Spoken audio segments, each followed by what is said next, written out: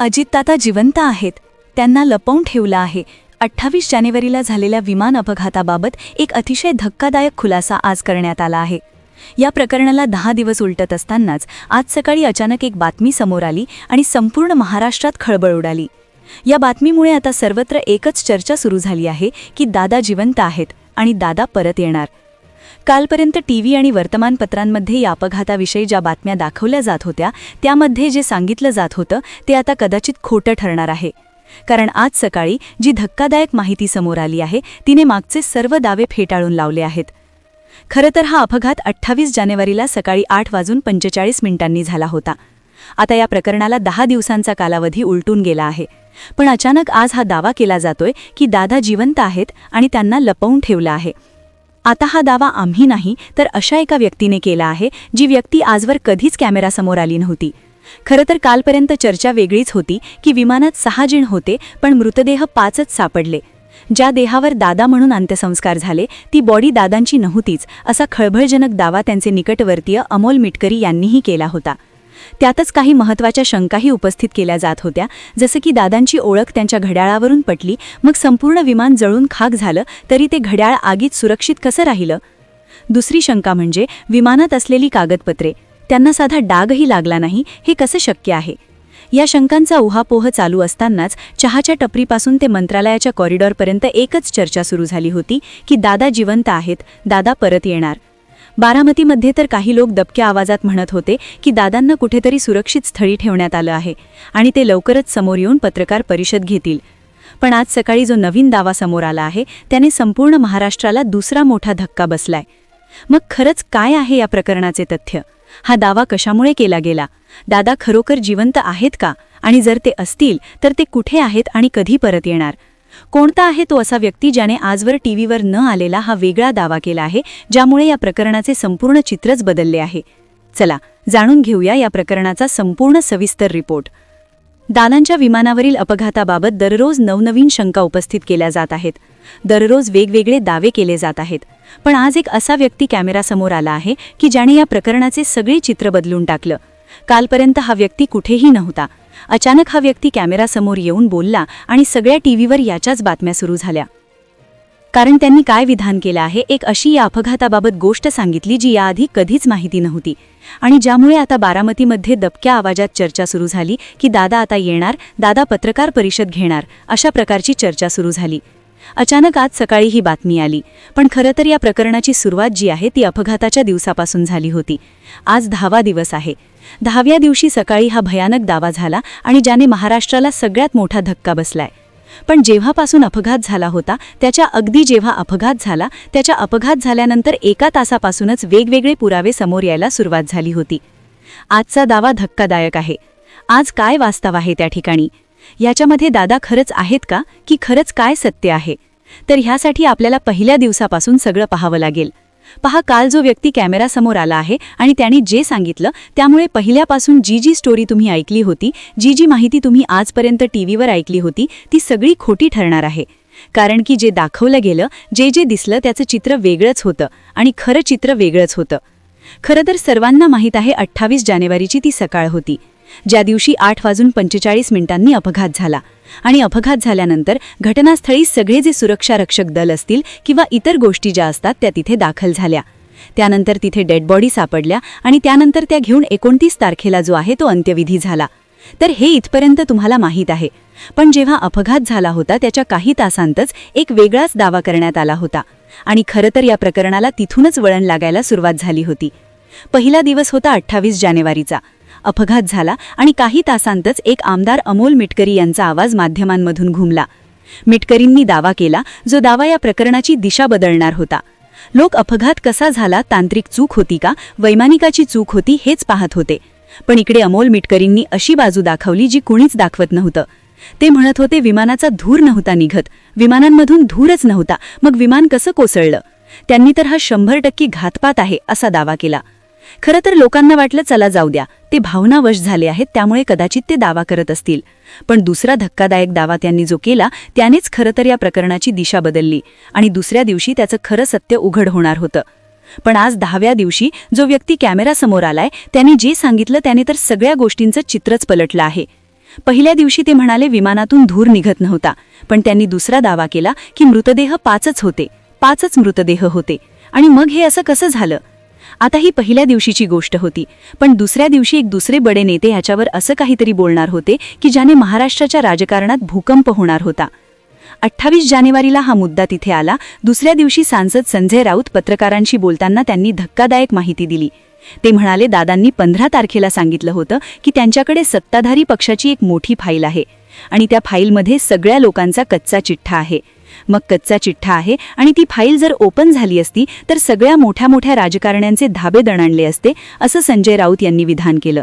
हा दिवस होता दुसरा आणि इथूनच खरं याला राजकीय वळण लागायला सुरुवात झाली होती.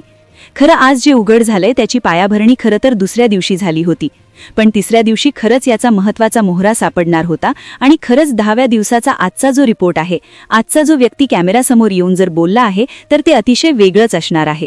पहा, आता सगळ्यात महत्त्वाचं तिसऱ्या दिवशी काय झालं की तांत्रिक बाबींमध्ये एक महत्त्वाची घडामोड घडली. ब्लॅक बॉक्स सापडला होता. ढिगाऱ्यातून ब्लॅक बॉक्स बाहेर काढण्यात आला. वैमानिक संकट आल्यावर मे डे म्हणण्याऐवजी ओ शिट असे उद्गार त्याच्यात रेकॉर्ड झाले होते. याचा अर्थ असं काहीतरी अनपेक्षित घडलं आणि याच दिवशी ममता बॅनर्जी यांनी देखील हायकोर्टाबाबत याचा तपास करा असं त्यांनी म्हटलं. आणि तिथेही पुन्हा तीच गोष्ट उघड होत होती की विमानात 6 जण बसले होते, मग 5च बॉडी कशा सापडल्या? मग तो 6वा माणूस कुठे गेला? चौथ्या दिवशी अशा एका व्यक्तीला अटक होणार होती की ज्याच्या कबुलीने या प्रकरणाचा रोखच बदलला होता. दिवस चौथा उजाडत होता. लोक दादांना श्रद्धांजली देत होते. शोकाकुल परिस्थितीत त्यांचा अंत्यविधी झाला होता. सुनेत्रा वहिनींची शपथ होणार हे लोकांना समजलं होतं. पण आज जे उघड झालं आहे, जो व्यक्ती कॅमेरासमोर आला आणि त्याने कॅमेराच्या समोर येऊन जे सांगितलं त्याची कुणीच कल्पना केली नव्हती. पहिली अटक ज्या दिवशी झाली, जेव्हा दिल्लीमध्ये तपास यंत्रणेने एका खासगी विमान कंपनीच्या मालकाला आणि ग्राउंड स्टाफला ताब्यात घेतलं, चौकशी सुरू झाली. त्याच दिवशी सोशल मीडियावर पॅसेंजर मॅनिफेस्टो व्हायरल झाला. म्हणजे त्या मॅनिफेस्टोवर हाताने काही आकडे लिहिले होते. C2, P3 म्हणजे विमानात 6 जण असल्याचं स्पष्ट दिसत होतं, पण मृतदेह तर 5च होते. 5व्या दिवशी वैमानिकाच्या पत्नीने सोशल मीडियावर येऊन दावा केला की टीव्हीवर जो फोटो माझ्या पतीचा मृत म्हणून दाखवला जातोय तो त्यांचा नाहीच, माझे पती जिवंत आहेत. या विधानाने राजकारण तापलं. जर पायलट जिवंत असेल तर मग विमानात कोणाचा मृतदेह सापडला? याच दिवशी गोजूबावी गावातील काही लोकांनी दबक्या आवाजात चर्चा सुरू केली की त्यांनी हवेत काहीतरी वेगळं पाहिलंय. 6व्या दिवशी प्रशासनाने सांगितलं की दादांची ओळख त्यांच्या मनगटावरच्या घड्याळावरून पटली. पण तज्ज्ञांनी प्रश्न विचारला की ज्या आगीत विमानाचं टिटॅनियम वितळलं तिथे ते महागडं घड्याळ सुरक्षित कसं राहिलं? याच दिवशी अमोल मिटकरी पुन्हा एकदा आक्रमक झाले आणि त्यांनी CCTV फुटेजची मागणी केली. पण CCTV फुटेज सिक्युरिटीच्या नावाखाली दाबून का ठेवलं जात होतं? 7व्या दिवशी संपूर्ण महाराष्ट्राचं लक्ष मुंबई विमानतळाच्या फुटेजकडे होतं. पण धक्कादायक बाब म्हणजे 28 जानेवारीच्या सकाळी त्या गेटवरचे कॅमेरे तांत्रिक बिघाडामुळे बंद होते असं सांगण्यात आलं. एकाच वेळी सर्व CCTV कसे बंद पडू शकतात? याच दिवशी गोजूबावीचे सरपंच पहिल्यांदा आपल्या निकटवर्तीयांशी त्या निळ्या पॅन्टवाल्या व्यक्तीबद्दल चर्चा केली होती. खरं सत्य आता उघड होणार होतं 8व्या दिवशी. 8व्या दिवशी देखील आता त्या फाईल्स, ते कागद का जळाले नाहीत अशा सगळ्या चर्चा होतच होत्या. पण पुढच्या दिवशी म्हणजेच 9व्या दिवशी जी कॉल रेकॉर्डिंग उघड होणार होती त्याची कल्पना कोणाला नव्हती. आता खरं तर कॉल रेकॉर्डिंग ज्यांना कॉल केला होता अपघात होण्याच्या 10 मिनिटं आधी तो व्यक्ती समोर आला खरा, पण 10व्या दिवशी म्हणजे आज सकाळी जो व्यक्ती ज्याने ही गोष्ट प्रत्यक्ष पाहिली होती तोच समोर आला होता. 9 दिवसांनंतर ती गुप्त कॉल रेकॉर्डिंग जगासमोर आली. काळजी करू नका, मी मार्ग काढतोय, हे दादांचे शब्द स्पष्ट ऐकू येत होते. जर विमान कोसळणार होतं तर दादा इतके शांत कसे होते? की दादांना माहिती होतं की ते विमानातून बाहेर पडणार आहेत? संपूर्ण महाराष्ट्र या एकाच प्रश्नाचं उत्तर शोधत होता. आणि आज 10वा दिवस. आज सकाळी जे घडलं त्याने सर्व प्रश्नांची उत्तरं दिली आहेत. आज 10व्या दिवसाची सकाळ ही या संपूर्ण प्रकरणाची दिशा बदलणारी ठरली. गोजूबावीचे सरपंच जे या दुर्घटनेचे सर्वात मोठे प्रत्यक्षदर्शी आहेत ते आज पहिल्यांदाच माध्यमांसमोर कॅमेरासमोर आले. त्यांनी जो दावा केलाय तो ऐकून संपूर्ण तपास यंत्रणा हादरलीये. सरपंच म्हणाले, ज्या दिवशी विमान कोसळलं त्या दिवशी मी माझ्या शेतात होतो. विमान खाली येताना मी पाहिलं की ते हवेतच हेलकावे घेत होतं. पण सर्वात धक्कादायक गोष्ट म्हणजे विमान जमिनीवर आदळण्याच्या अवघ्या काही सेकंदाआधी विमानाचं एक दार उघडलं आणि एका व्यक्तीने थेट खाली उडी मारली. त्या व्यक्तीने निळ्या रंगाची पॅन्ट घातली होती. सरपंचांच्या या विधानाने आता एकच प्रश्न उभा राहिलाय, तो निळ्या पॅन्टचा व्यक्ती कोण होता? अजितदादा नेहमी पांढरा शुभ्र कुर्ता पायजामा वापरतात, पण विमानतळावर जाताना त्यांनी नेशांतर केलं होतं का? किंवा तो 6वा प्रवासी ज्याची नोंद कागदपत्रात होती तोच हा निळ्या पॅन्टचा व्यक्ती होता का? सरपंचांनी पुढे सांगितलं की तो व्यक्ती खाली पडल्यानंतर गोजूबावीच्या दिशेने असलेल्या दाट झाडीत पळत गेला आणि आम्ही तिथे पोचायच्या आत काही काळ्या रंगाच्या गाड्या तिथे आल्या आणि त्यांनी त्या परिसराला वेढा घातला होता. सरपंचांचा हा खुलासा आणि त्यांनी पाहिलेला तो निळ्या पॅन्टचा व्यक्ती आता या तपासाचा केंद्रबिंदू बनला आहे. जर एका व्यक्तीने उडी मारली होती तर मग आजवर ही माहिती का लपवून ठेवली? का फक्त 5 मृतदेहांचाच उल्लेख केला गेला? आणि तो उडी मारणारा व्यक्ती जर पायलट असेल तर त्याची पत्नी म्हणतीये त्याप्रमाणे तो सुरक्षित कुठे आहे? प्रेक्षकांनो, आतापर्यंत आपण या प्रकरणातील मुद्दे आणि सोशल मीडियावर फिरणारे दावे सविस्तर पाहिले.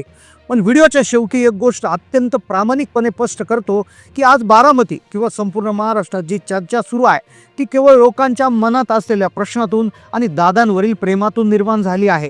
विमान अपघात, ती गुड कॉल रेकॉर्डिंग आणि 6व्या प्रवाशाचा जो उल्लेख आपण केला, ही सध्या उपलब्ध माहिती आणि लोकांच्या शंकांवर आधारित केवळ एक शक्यता आहे.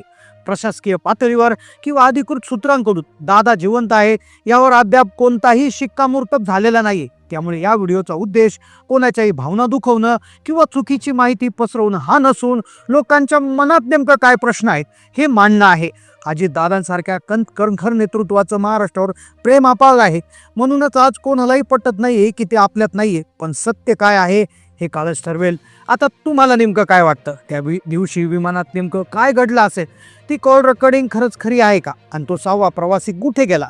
तुमच्या मनात जी काय शंका असेल किंवा तुम्हाला जे काय वाटत असेल ते खाली कमेंटमध्ये नक्की सांगा. तुमच्या कमेंट्समुळेच या विषयातील नवीन बाजू समोर येऊ शकतात. व्हिडिओ आवडला असेल ते एक लाईक नक्की करा. चॅनलला सबस्क्राईब करायला विसरू नका. पुन्हा भेटूया अशाच एका सविस्तर रिपोर्ट.